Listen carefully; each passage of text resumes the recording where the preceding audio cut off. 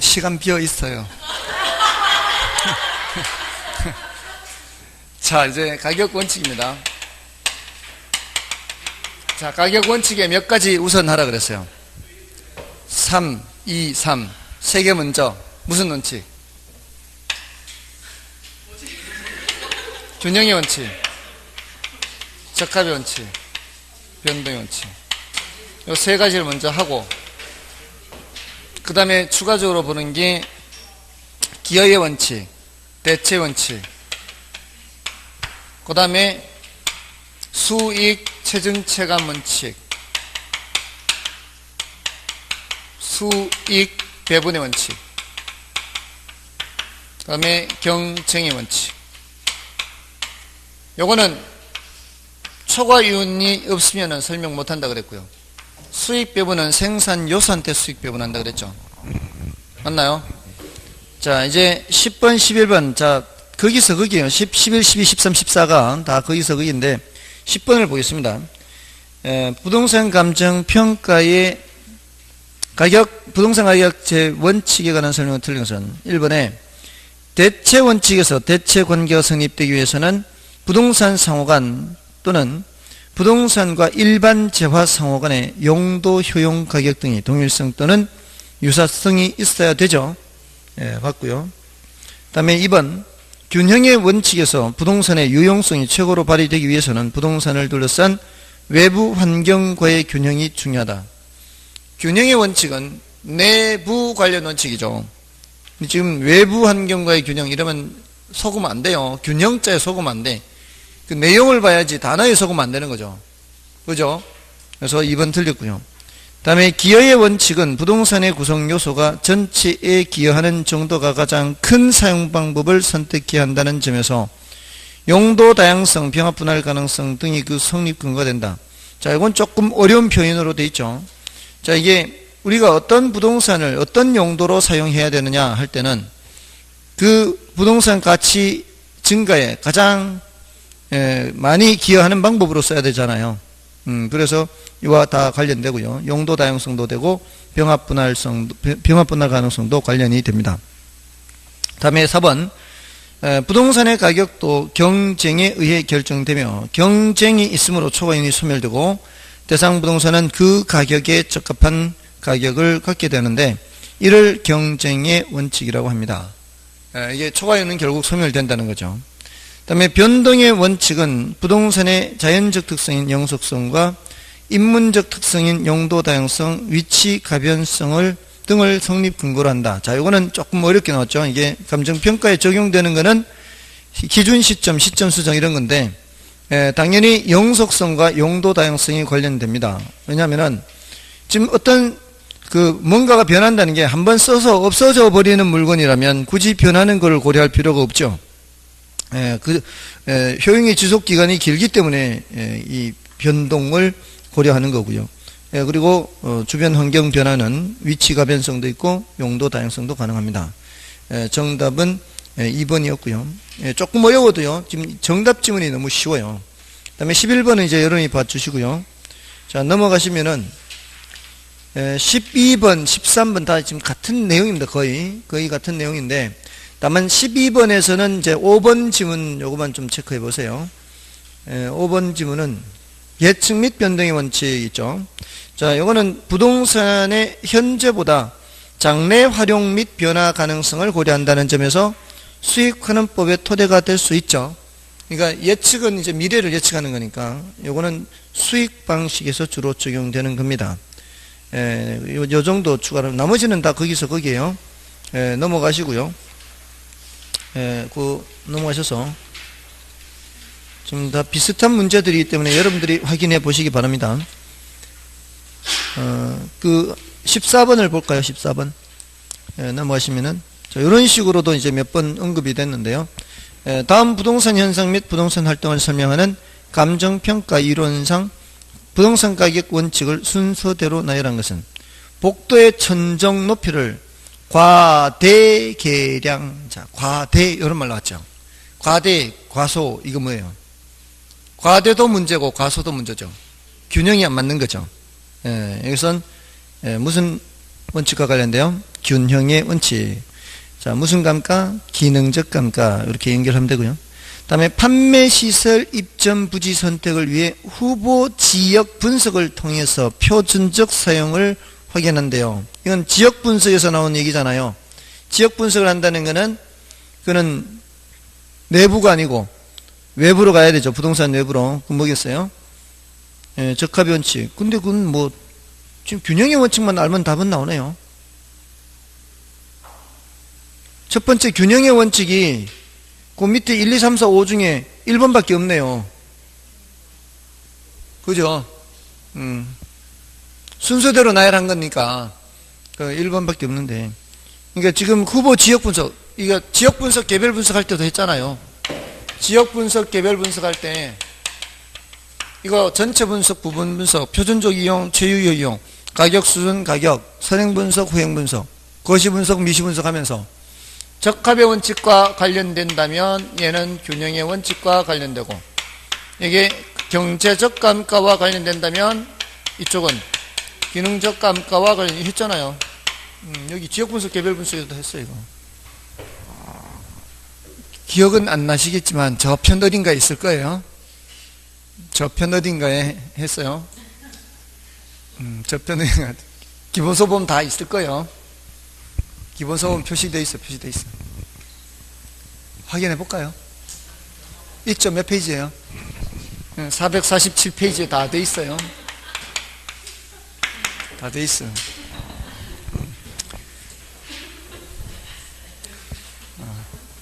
자, 이제 지역 분석 및 개별 분석 보겠습니다.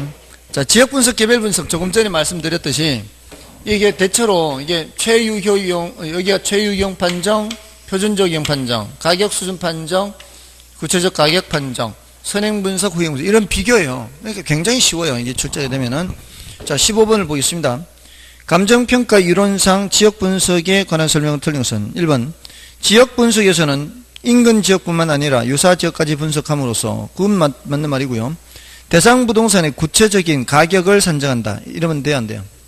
이러면 안 된다고요. 대상 부동산의 구체적인 가격 산정하는 건 뭐예요? 개별 분석. 여기는 뭘 해야 돼요? 지역 분석에서는 가격 수준. 여기는 가격. 여기는 무슨 이용? 표준적 이용. 여기는 최유효 이용. 이렇게 나와야 된다고요. 이거 비교하는 문제 이렇게 나오는데 이거 틀리면 말이 안 되는 거예요. 예. 다음에 이번에 지역 분석이란 대상 부동산이 어떤 지역에 속하며 지역 특성이 무엇이며 전반적으로 지역 특성이 지역 내 부동산 가치 형성에 어떤 영향을 미치는가를 분석하는 것이다. 그 지역을 보는 거니까 당연히 그렇게 해야 되고요. 다음에 지역 분석의 결과로 그 지역의 표준적 이용을 파악할 수 있고요. 지역 분석은 당의 지역을 전체적이고 거시적인 차원에서 분석하고요. 지역 분석은 개별 분석보다 선행하는 것이 일반적이에요. 뭐 어렵지 않잖아요. 됐죠? 다음에 2번, 3번, 4번 나머지 16번, 17번, 18번 16번, 18번 거의 비슷합니다. 여러분이 보셔도 관계없어요. 이거 확인하시고요. 다음에 18번은 좀 예외적이에요. 18번은 좀 예외적인데 설명 이것만 해드리고 지나가겠습니다. 자, 이건 예외적이니까 중요도는 좀 낮기는 해요. 좀 용어 설명한다 이렇게 보시면 돼요. 자, 1번의 최유효 이용 분석이란 지역 분석과 개별 분석을 통하여 대상 부동산이 최대의 가치를 창출할 수 있는 용도를 찾아내는 작업이다. 맞죠? 그 다음에 특정 토지 용도가 인근 지역의 일반적인 용도와는 전혀 다른데도 최유효 이용이 될 수 있는 이유 중에 하나는 부동산의 개별성 때문이다. 맞나요? 그 각각의 부동산은 상황이 다르다는 얘기잖아요. 어떤 부동산과 다른 부동산이 꼭 똑같은 이용을 해야 될 이유는 없잖아요. 그것도 맞다고 볼 수 있고요. 그 다음에 그 중도적 이용이란 가까운 장래에 대상 부동산의 새로운 최유효 이용이 도래할 것으로 예상될 때 그 대기 과정 중에 있는 현재 이용을 중도적 이용이라고 합니다. 요거는 참고로 알아두시는데 그 왜 주차장 같은 거 있잖아요. 지금 건물 짓기에는 아직은 시기상조, 자본이 들어올 수 없는 상황. 아까 말씀드렸잖아요. 이게 토지가 있고 이렇게 건물, 어떤 거는 건물이 올라가고 있고 어떤 거는 안 올라가고 있다는 얘기는 지금 자본이 투입 안 되고 있다는 얘기죠. 자본이 투입 안 되고 있다는 얘기예요. 시기상조. 이럴 때 놀리기는 아깝잖아요. 놀리기는 아까우니까 뭘 하는 거예요? 주차장을 하는 거죠. 이런 거를 중도적 이용 그래요. 2번 같은 경우는 이거는 단일 이용이라 그래요. 단일 이용. 그러니까 주변은 다 주거지역인데 주거용인데 주거지역에 주거용만 있는 거 아니잖아요. 점포도 있잖아요. 그런 것들은 이제 인근지역 일반적인 용도와는 전혀 다른데도 최유효 이용이 될 수 있는 거죠. 이게 이제 단일 이용입니다.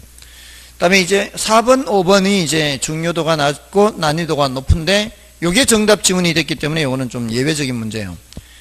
초가토지란 하고 있고,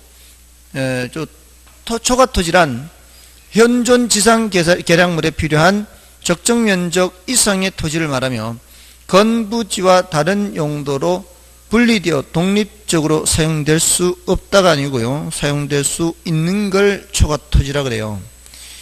보통 잉여라는 말을 쓸 때 잉여가 긍정적인 의미가 많아요? 부정적인 의미가 많아요? 잉여인간 이런 말 들어보셨죠? 잉여인간 긍정적이에요? 부정적이에요? 쓸데없는 거 이럴 때 쓰는 표현 surplus라고 해요. surplus 영어로 surplus 독립해서 다른 걸로 사용할 수 없는 것을 잉여토지라고 그래요. 잉여토지. excess 토지라고 하고 있죠. 지금 영어로. 이거는 독립해서 사용할 수가 있어요. 잉여토지는 독립 사용할 수 있다 없다. 잉여토지는 독립 사용할 수 없는 거. 초가토지는 독립해서 사용할 수 있다.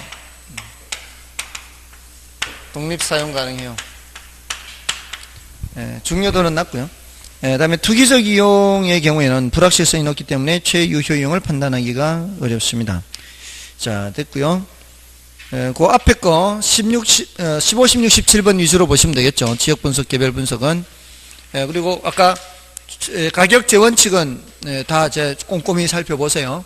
그 가격 재원칙은 대체로 요 5가지로 해결이 다 돼요. 5가지로. 그 외에 이제 추가적으로 좀 더 봐주시면 되겠습니다. 그 다음에 이제 감정평가 3방식입니다. 자, 여기서는 보세요. 19번 하고요. 20, 21, 22번 이런 것들은 정말 이거 거저주는 거예요. 거저주는 거. 그러니까 이런 문제도 많이 나온단 말이에요. 4문제나 나왔잖아요. 최근 10년간. 거의 뭐 2년에 한 번꼴은 이렇게 쉬운 문제도 나온다고요. 그냥 뜻만 알면 돼. 뜻. 복잡한 이론이 아니라. 그래서 1번부터 보면 그나마 1번이 어려운 거죠. 그나마 1번이 어려운 거예요. 자, 용어정의입니다. 용어정의 1번, 19번. 첫 번째 나오는 거. 그 원가법은 대상 물건의 재조달 원가에 감가 수정을 하여 대상 물건의 가액을 산정하는 감정평가 방법을 말한다. 자, 오늘 했잖아요. 재조달 원가에 감가 수정을 하여 가액을 산정하는 거. 맞죠? 만약 이게 맞다는 걸 지금 파악을 못한다는 건 이게 문제가 심각한 거예요. 그 다음에 2번 수익환원법 나왔죠. 수익환원법은 대상 물건이 장래 산출할 것으로 기대되는 순수익이나 미래 현금 흐름을 환원하거나 할인하여 대상 물건의 가액을 산정하는 감정평가 방법을 말한다. 맞죠, 이것도? 그 다음에 3번 시장가치 나왔네요. 시장가치 아까 뭐라 그랬어요? 통충정신 했죠. 통상적인 시장에서 충분한 기간 거래를 위하여 공개된 후 대상 물건의 내용에 정통한 당사자 사이에서 신중하고 자발적인 거래가 있을 경우 성립될 가능성이 가장 높다고 인정되는 대상 물건의 가액이죠. 아까 611쪽에도 있다 그랬죠. 맞나요? 461쪽인가? 611이 아니고 461쪽인가요? 맞나요? 461쪽 맞나요?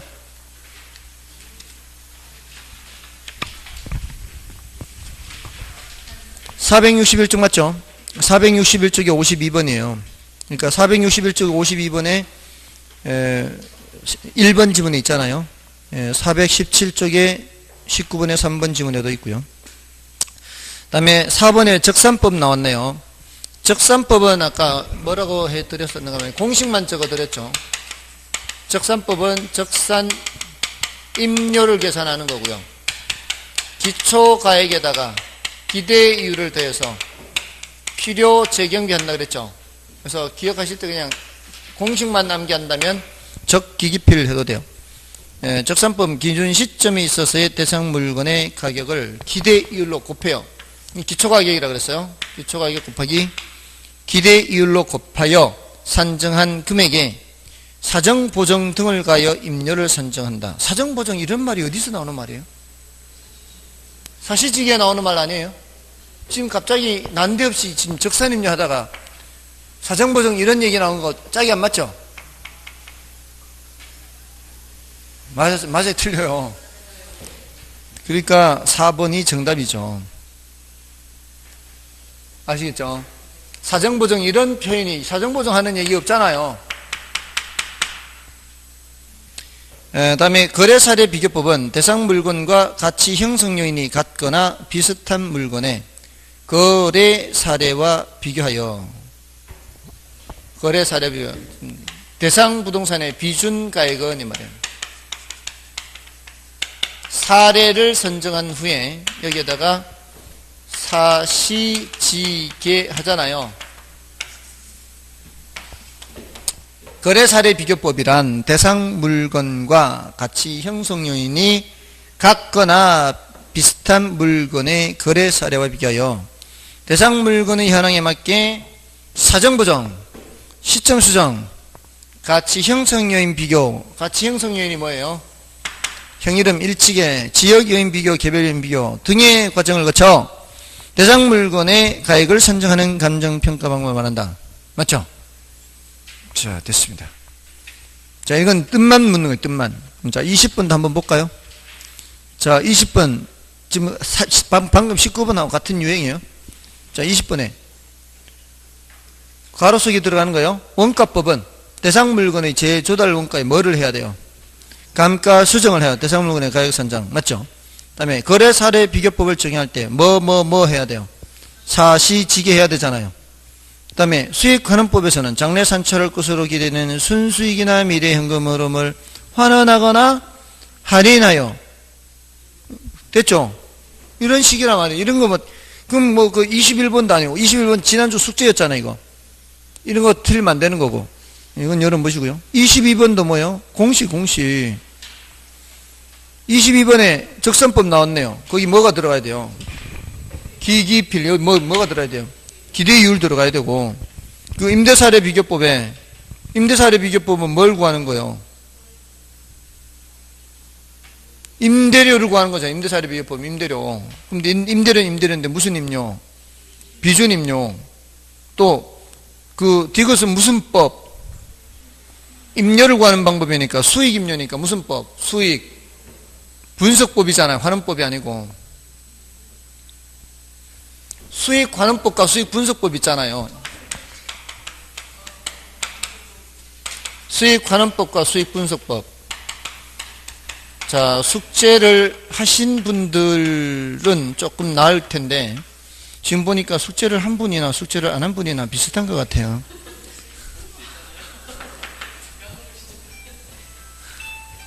이거 임대료 하는 거잖아요. 이거 수익분석법.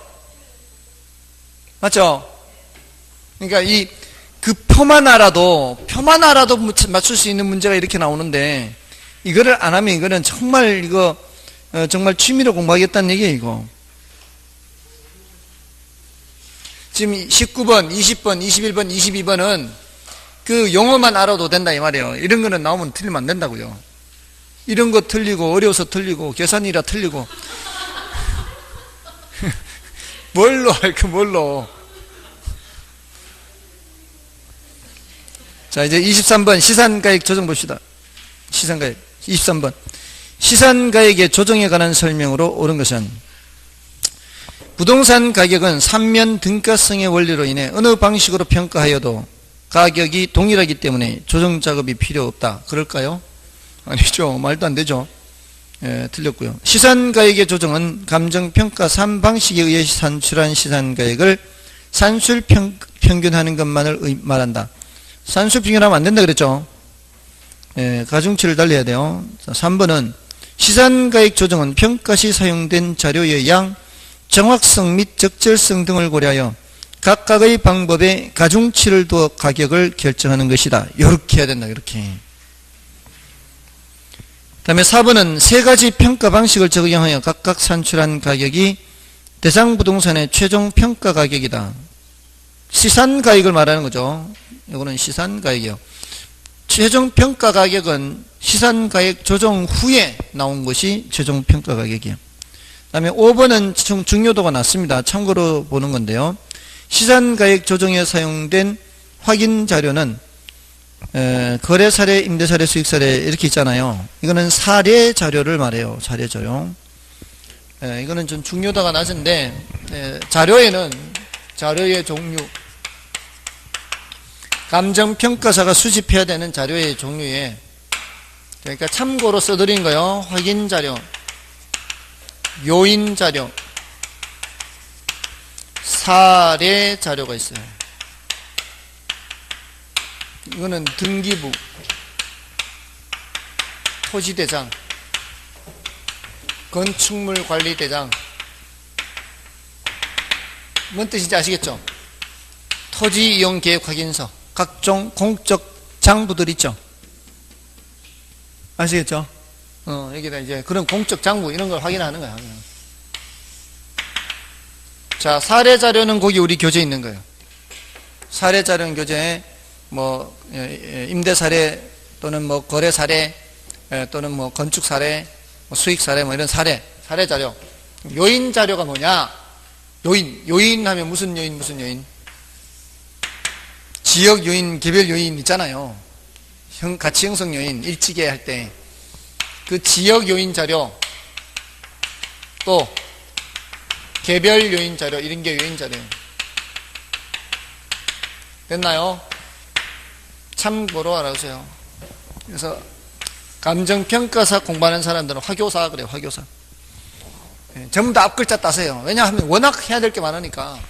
확인 자료, 요인 자료, 사례 자료. 확인 자료는 각종 등기부 같은 거, 공적 장부. 요인 자료. 요인은 이제 지역 요인, 개별 요인. 사례 자료, 각종 이제 사례. 됐나요? 참고입니다. 우리 수준에서는 이런 것이 정답 지문으로 나오기는 어렵다 이 말이죠. 자, 넘어가시면 24번. 시산가액 조정을 통해 구한 감정평가액을 묻고 있죠. 예? 자, 감정평가액을 묻고 있어요. 자, 어떻게 돼 있어요? 거래 사례를 통해 구한 시산가액. 바로 이게 뭐예요? 비교 방식에 의한 거예요. 비교 방식. 이게 1.2억이에요. 비교 방식이 1.2억 이 소리예요. 그 다음에 두 번째는 뭐를 통해 구했다 그랬어요? 비용이죠. 비용을 통해 한 건 무슨 방식? 원가 방식이죠. 원가 방식은 얼마? 1.1억이죠. 그 다음에 임대료를 통해 구한 거는 뭐예요? 임대료 수익 방식. 수익 방식으로 구한 거는 얼마? 1억. 자, 이렇게 각 3방식에 의해서 구한 시산가액이에요. 시산가액. 자, 이걸 조정을 할 때 밑에 어떻게 한다고 그랬어요? 조정 방법은 가중치를 부여하는 방법 해놓고, 가중치는 원가 방식에는 20%, 여기 곱하기 0.2 하라는 얘기고, 비교 방식에는 곱하기 0.5 하라는 얘기고, 수익 방식에는 0.3을 곱하라는 얘기예요. 이렇게 해서 다 어떻게 하는 거예요? 더하기 하는 거예요. 그럼 1.2 곱하기 0.5 하면은 여기는 0.6억이고 1.1에 0.1을 곱하면 0.2이고 1억에다 0.3을 곱하면 0.3이고 더하면은 0.6, 0.8, 1.1, 1.12, 1.12억이다. 이렇게. 됐나요?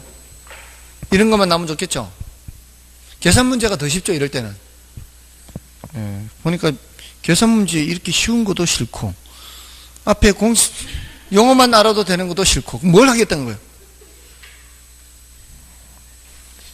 자, 25번은 열어보시죠. 25번, 26번 같은 거예요. 같은 건데, 26번 풀어보겠습니다. 자, 26번. 똑같아요. 숫자만 다른 거, 숫자만. 한 번 더 연습해 보는 거예요. 26번. 자, 이것도 뭐를 묻고 있어요? 제곱미터당 제조달 원가 묻고 있죠. 제곱미터당이니까 뭐를 확인해야 돼요? 연면적을 확인해요. 연면적. 자, 연면적은 1450이에요. 자, 다음에 공사비 내역이 준공 당시고요. 20년 전이에요. 자, 직접 3억이에요. 간접이 3천이에요. 그것만 하면 돼요, 안 돼요? 직접 공사비, 간접 공사비 말고도 뭐를 포함시켜야 돼? 이윤도 포함시켜야죠. 그러면은 이윤 7천만 원 하면 4억이죠. 언제적 4억이라는 얘기예요? 20년 전 4억이에요. 그대로 두면 돼요, 안 돼요? 안 되죠. 그러면 시점 수정을 해야 돼. 이 시점 수정이라고요. 시점 수정할 때 지수법이 뭐라 그랬어요? 시점 수정 지수법이 지금 이거 이용하는 거예요. 지금 그 지수. 지금 4억을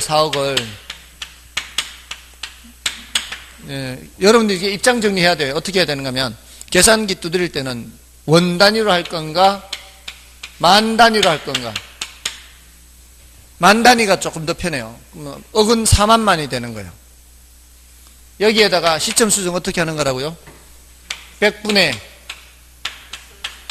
이게 지수법이래. 이게 이렇게 하는 게 이게 그 당시 지수.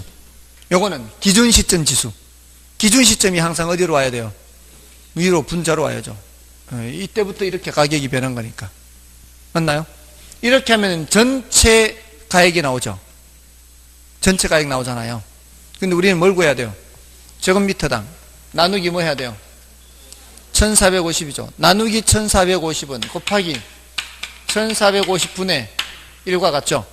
자, 요것도 팁이에요, 팁. 145 배열 순서가 같죠? 145 배열 순서가 같으면은 이건 그대로 약분이 돼요.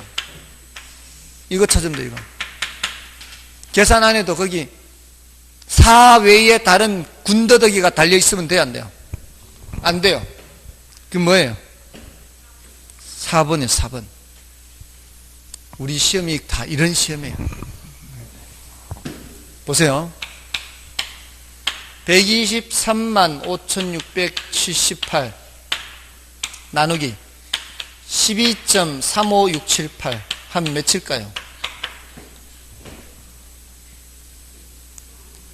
배열 순서가 같죠? 배열 순서가 같고 요거는 10의 자리죠. 그럼 10 생각하면 되고요. 얘는 100만 자리잖아요. 100만 생각하면 되는 거예요. 100만 나누기 10과 같다 이 말이에요.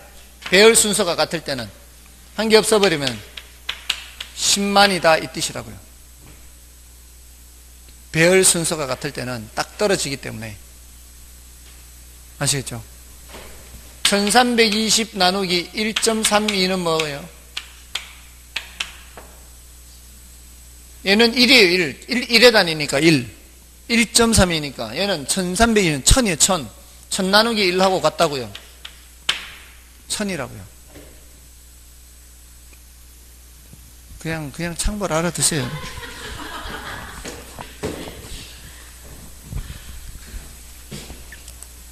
앞으로 더 알려드릴게요. 배열 순서가 같을 때는 그렇게 합니다. 자, 넘어가십시오. 자, 넘어가시고. 자, 이제 27번부터는 이제 감가수정과 관련되는 거죠. 27번 보세요. 이런 문제가 지금 너무 적게 출제됐죠. 이런 문제가 지금 27번 하나잖아요. 예, 그 27번에 이자 상당액분을 포함하여 그런 말이 나오죠. 27번에 두 번째 줄에 이자 고려하는 건 뭐밖에 없다고요? 상환기금법밖에 없다고요. 예, 근데 지금 계속 계산 문제로만 이렇게 나와서 지금 28번, 29번 자 이거 계산 문제인데 자 28번을 이렇게 보겠습니다. 28번을 지금 감가수정액을 묻고 있잖아요. 이거를 적산가액을 묻는 것으로 바꿔볼게요.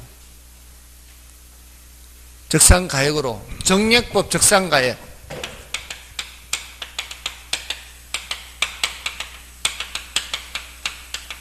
이렇게 정리요법 적산가액을 물으면 재조달 원가에서 뭐를 빼야 되는데 감가 수정액을 빼야 되잖아요. 그죠? 근데 이걸 계산을 해야 될 거 아니에요. 재조달 원가를 계산하고. 그럼 재조달 원가가 뭐예요? 재조달 원가는 이 문제에서는 따로 계산할 필요가 없이 문제에서 알려줬어요. 굉장히 간단한 문제예요. 여기 2억을 알려줬으니까 나는 뭐만 계산하면 돼요? 감가 수정액만 계산하면 되죠. 이 감가 수정 계산할 때 매년 감가액을 계산하는 게 키포인트라 그랬죠. 맞나요? 자, 근데 보세요. 자, 이거를 재조달 원가를 100%라고 볼게요. 이걸 100%. 이걸 2억을 100%라고 볼게요. 예? 이제 여기에다가 2억만 곱하면 되는 거예요. 그러면 재조달 원가 나오는 거니까. 근데 이게 내용연수 만료시 몇 프로 남는다 그랬어요? 10% 남는다 그랬죠. 그럼 몇 프로를 감가해야 돼요? 총 90%를 감가해야 되죠. 맞나요? 총 90%를 몇 등분 해야 돼요? 50등분 해야 되죠. 요 놈을 50등분 해야 돼요. 그럼 1년에 몇 퍼센트 감가되는지 나오죠. 이런 게 몇 년 지났어요? 5년 지났죠. 맞나요? 그럼 여기에다가 곱하기 5 하면 되죠. 맞나요? 그거를 요 5개를 빼야 되잖아요. 어디에서 빼야 돼요? 100%에서 빼야 되죠. 그러면은 퍼센트로 나타나잖아요. 우리 지금 계속 퍼센트로만 했죠. 근데 우리는 금액으로 나타내야 되니까 다 한 후에 2억을 곱하면 돼요. 다 한 후에. 자, 그럼 지금 어떤 과정을 거쳤는가 하면 1 빼기 1이 100%예요. 여기서 빼는 거예요. 빼는 게 요만큼 빼야 될 거 아니에요. 5칸. 5칸 빼야 될 거 아니에요. 그 어떻게 빼는가 하면은 얼마를 몇 등분 했어요? 얼마를 몇 등분 했어요? 90%를 50등분 했잖아요. 여기에 대한 대답을 하라고요. 얼마를 몇 등분 했어요? 90%를 남는 거 고려해서 남는 게 10%면 90% 몇 등분 하는 거고 남는 게 20%면 80% 몇 등분 하는 거고 남는 게 0%면 100% 다 몇 등분 하는 거예요. 얼마를 몇 등분 했다? 90%를 50등분 했죠. 몇 년 경과했어요? 5년 경과. 몇 년 경과했느냐? 요거 본 거예요. 이렇게 하면 전부 다 뭐로 나타나는가 하면 퍼센트로 나타나는 거라고요. 여기에다가 마지막에 뭘 곱하면 돼요? 재조달 원가를 곱하면 돼요. 자, 그래서 정액법 계산 문제는 얼마를 몇 등분 했어요? 몇 년 경과했어요? 이거 빨리 찾으면 돼요. 자, 그럼 보세요. 1 빼기 얼마를 몇 등분 했어요? 얼마? 0.9를 몇 등분 했어요? 50등분 했어요. 몇 년 지났어요? 5년 지났어요. 나중에 2억 곱하면 된다고요. 됐습니까?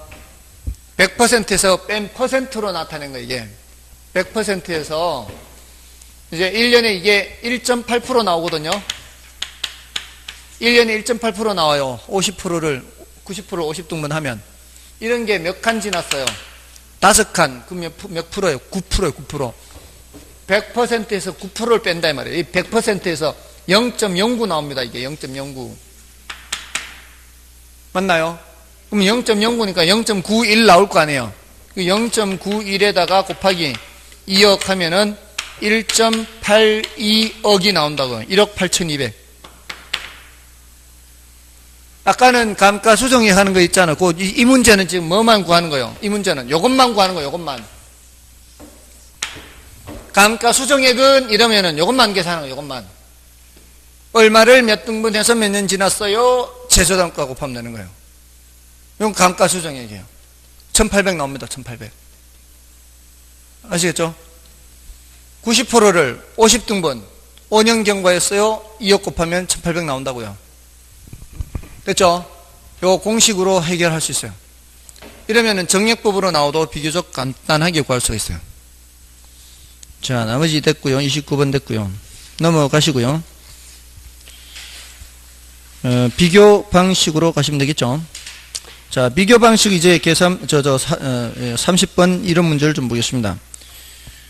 거래 사례 비교법에 관한 다음 설명 중 틀린 것은 1번, 시장성의 원리에 의한 것으로 실증적이며 설득력이 풍부하다. 거래 사례 비교법의 가장 큰 장점이라고 그랬죠.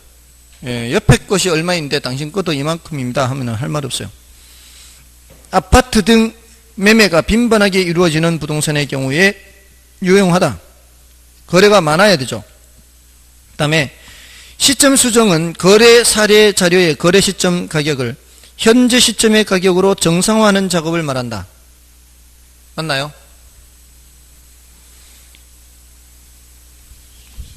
기준 시점이라 해야 돼. 기준 시점 이거 조심해야 돼요. 현재 시점, 준공 당시, 신축 시점 이런 말 안 됩니다. 기준 시점이에요. 중요하다 그랬죠 이거. 그 다음에 사례 자료는 기준 시점이 가까울수록 유용하고요. 부동산 시장이 불안전하거나 투기적 요인이 있는 경우에는 거래 사례 신뢰성이 문제가 될 수 있어요. 지나치고 호황불황하는 경우가 있으니까. 다음에 이제 넘어가셔서 32번은 이제 사정 보정치를 구하는 거거든요. 그 사정 보정치를 구할 때, 자, 이제 32번은 이제 방법만 알려드릴게요. 풀기는 어렵으시고, 제가 33번을 풀어드릴게요. 자, 사정 보정치, 아까 지역요인 비교치, 개별요인 비교치, 자, 이런 보정치를 구할 때, 사례 분해, 대상, 이렇게 한다 그랬죠. 이게 원칙이에요. 그럼 사례가 어떠어떠하다, 그러면 사례 숫자 바꿔야 되고, 대상이 어떠어떠하다 그러면은 대상 숫자를 바꿔야 되는데 지금 여기 문제를 읽어보면은 지금 사례 부동산의 사정 보정치를 구해야 되는데 지금 면적이 1000제곱미터인 토지를 1억 원에 구입하였으나 이는 인근의 표준적인 획지보다 이렇게 돼 있죠. 지금 사례가 1억이잖아요. 그죠? 인근의 표준이 이렇게 나와 있죠. 자, 이럴 때 이 대상 지금 이 사례 부동산이 지금 1억에 거래된 게 비싸게 거래됐는지 싸게 거래됐는지 이걸 살펴보라는 거잖아요. 인근의 표준적인 획지보다 고가로 거래됐대요. 고가로. 근데 표준적인 획지는 얼마예요? 8만 원이잖아요. 근데 이게 1000제곱미터에 1억이잖아요. 근데 밑에는 제곱미터당 8만 원이잖아요. 그러면 이거를 단위를 통일시켜야 비교할 수가 있잖아요. 그럼 1억 원이 1000제곱미터에 1억이니까 1000제곱미터에 1억 원이니까 제곱미터당은 얼마예요? 10만 원이죠. 제곱미터당은 10만 원이에요. 근데 표준적인 거는 얼마인데? 표준적인 건 8만 원인데 얘가 지금 너무 비싸게 거래된 거 아니에요. 그럼 이걸 정상화시키면 이렇게 돼야 될 거 아니에요. 정상화시키려면 이렇게 돼야 될 거 아니에요. 그럼 여기다가 뭐를 곱해야 돼요? 곱하기 0.8을 곱해야 될 거 아니에요. 그래야 얘가 될 거 아니에요. 정상화시키려면 그 0.8이 바로 뭐예요? 바로 사정 보정치란 말이에요. 이렇게 정상화시켜서 이렇게 돼야 되니까. 그래서 4번이 되는 거고요. 원칙은 다 사례분의 대상인데 이렇게 사례분의 대상이라는 말이 없거나 이렇게 안 나올 때가 있어요. 안 나올 때는 이걸 이런 식으로 푸는 수밖에 없는 거예요. 이게 정상이고 누가 정상인지를 보는 거예요. 얘가 정상이잖아요. 정상화시키려면은 곱하기 0.8을 해야 되니까. 자, 33번을 보세요. 다음 가로에 들어갈 숫자로 알맞은 것은 원가법 적용 시 경제적 내용 연수는 30년, 최종 잔가율은 10%, 정액법으로 감가하라고 돼 있죠. 조금 전에 얼마를 몇 등분 몇 년 경과 이렇게 한다 그랬잖아요. 자, 그러면 여기에 최종 잔가율이 10%가 있다는 얘기는 얼마를에 해당하는 게 몇 프로라는 얘기예요? 90%를 이잖아요. 그럼 몇 등분 해야 돼요? 30등분 하는 거죠. 그럼 1년에 3%, 그럼 제조달 원가 대비 매년 감가액 비율은 3% 이렇게 되는 거고. 자, 이제 거래 사례 비교법 적용 시 거래 사례가 누구가 거래 사례가 인근 정상 거래가격 대비 20% 저가에 매도됐다. 누가 저가 매도? 사례가 저가 매도예요. 그러면 이 사례분에 대상하면은 몇 프로 저가? 20% 저가. 그럼 사례 숫자를 20% 낮춰야죠. 그럼 몇 분의 몇? 80분의 100 이렇게 하죠. 80분의 100은 뭐하고 같아요? 1.25와 같은 거죠. 됐습니까? 원칙이 뭐라고요? 사례분의 대상 원칙, 사례분의 대상. 자, 넘어가셔서, 자, 34번 됐고요. 34번 됐고, 35번을 풀어보면 되죠. 35번. 자, 35번에 이제 종합적 비교법이 나옵니다. 종합적 비교법이. 35번에 다음 자료를 이용하여 대상 부동산의 비중 가격을 구하면 대상 부동산은 면적이 900제곱미터이며 사례 부동산보다 개별 요인이 10% 우세요. 자, 대상에 대해서 적어요. 대상이 900제곱미터이며 누가 우세요? 대상이 우세잖아요. 대상이. 그러면은 몇 분의 몇? 100분의 110 이렇게 될 거 아니에요. 대상이 우세니까. 개별 요인이 이런 거 아니에요. 개별 요인이. 얘는 면적이고. 맞나요? 자, 두 번째 문장. 사례 부동산은 면적이 1000이고 기준 시점 1년 전에 2억 원에 거래됐어요. 언제 거래됐어요? 2억에 거래했는데 2억에 1100제곱미터이고 면적이 1000제곱미터이고 이 1년 전이죠. 1년 전에 2억이에요. 그럼 1년 전 2억을 그대로 두면 안 되는 거예요. 지금 시점 수정을 해야 되는 거죠. 시점 수정치를 계산해야 돼요. 자, 연간 지가상승률은 5%이다. 다른 거는 없어요, 이제. 지가상승률이 5%니까 1.05가 바로 나와야 돼요. 5%는 이제 1.05 바로 나와야 돼요. 자, 조금 전에 이거 대상 부동산이 사례 부동산보다 개별 요인이 10% 우세했죠. 여기가 바로 종합적 비교법이라고. 여기 평점 항목을 안 나눴잖아요. 그 위에 문제는 항목을 나눴잖아요.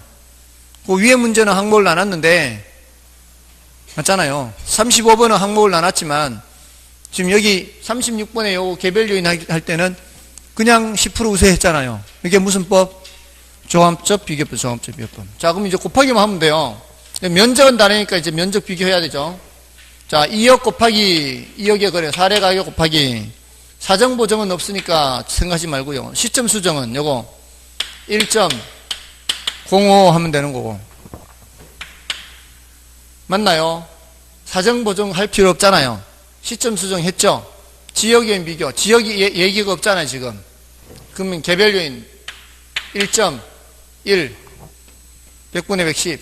그다음에 마지막에 면적 비교. 면적 비교는 얘는 1000이고 얘는 900이니까 이것도 사례분의 대상 똑같다고요. 다 똑같아요. 사례분의 대상 1000분의 900이니까 몇? 0.9 3개 곱하면 되는 거예요. 1.05 곱하기 자, 이렇게 하면은 1.05로 곱하면 2억 1000보다는 밑으로 내려가야 돼요. 왜? 여기도 지금 보면은 하나는 0.1 아래고 하나는 0.1 위에요. 1을 기준으로 해서 10% 아래고 10% 위죠. 두 개 더해서는 2고 맞잖아요. 그러면은 이게 1보다는 작은 수라고 얘가. 그럼 여기 곱하면 2억 1000이 나올 거라. 2억 1000. 2억 1000보다는 작은 값이 돼야 된다고요. 2억 1000보다는 작은 값이니까 정답이 될 수 있는 거는 1번, 2번 밖에 없죠. 그러면 이제 될 수 있으면 근처에 가라 이 말이에요. 됐나요? 계산기 없어도 웬만큼 풀어요. 계산기 없어도. 왜냐하면 이게 우리 시험이 그렇게 어려운 그 계산은 아니거든요. 이런 원리만 알아도 풀 수 있다고요. 팁 알려드렸습니다. 또 여기 10% 이거 두 개 더해서 2인데 양쪽으로 이렇게 10% 떨어지면 이 두 개 숫자 곱하면 절대 1이 나올 수가 없다고요. 절대 1이 나올 수 없는 숫자 있고 1 근처에 있는 숫자인데 거기다 이거 두 개만 곱하면 2억 1000이란 말이에요. 2억 1000보다는 작은 금액이 나와야 된다고요. 됐나요? 자, 나머지는 36번 됐고 37번은 난이도가 좀 높습니다. 자, 요거는 이런 형태로 나오면 좀 패스를 하기 바라고요. 38번은 자, 요거는 니은 지문이 좀 난이도가 높아요. 자, 요거 때문에 좀 설명을 드리겠습니다. 38번에 A군 B면 C이 자연 녹지 지역 내에 공업용 부동산을 비교 방식으로 감정평가할 때 적용할 사항으로 옳은 것을 모두 고른 것은, 자, 기억에 CD의 자연 녹지 지역 내의 이용 상황이 공업용인 표준지가 없어 동일 수급권인 인근 D리의 자연 녹지 지역에 소재하는 공업용 표준지를 비교 표준지로 선정했다. 이거는 가능한 얘기입니다. 어쨌든 자연 녹지 지역이 있어야 돼요. 자연 녹지 지역. 같은 자연 녹지 지역이라야 된다고요. 아시겠죠? 그 다음에 니은의 공시지가 기준법 적용에 따른 시점 수정 시 지가 변동률을 적용하는 것이 적절하지 아니하여 통계청이 조사 발표하는 소비자 물가지수에 따라 산정된 소비자 물가 상승률을 적용했다. 네, 알바 아니다. 이런 건 넘어가는 거예요. 패스해야 돼 일단. 디귿 CD에 소재하는 유사 물건이 소유자의 이민으로 인해 시세보다 저가로 최근에 거래되었는데 어느 정도 저가로 거래되었는지는 알 수 없어 비교 사례로 선정하지 않았다. 맞는 말이죠. 그래서 기억과 디귿이 옳은 말이라는 것은 알아야 돼요. 자, 그러면 정답은 3번과 5번 중에 있죠. 니은을 알 수가 없잖아요. 그러면 3번과 5번 중에 찍어야 되는 거죠. 할 수 없죠, 어떻게. 지금 이 니은이 틀렸는데요. 그게 통계청이 조사 발표하는 소비자 물가 지수가 아니에요. 근데 이런 것까지 우리 공인중개사 시험에 질문하면은 이거는 반칙이죠. 이거는 감정평가사 시험에나 나와야 될 내용이에요. 그럼 뭘 해야 되느냐면은 한국은행이 조사 발표하는 생산자 물가 지수에 따라 해야 돼요. 자, 보세요. 통계청과 한국은행 차이는, 통계청은 우리 정부잖아요. 정부 이 바로 직속기관이에요. 한국은행은 독립된 기관이에요.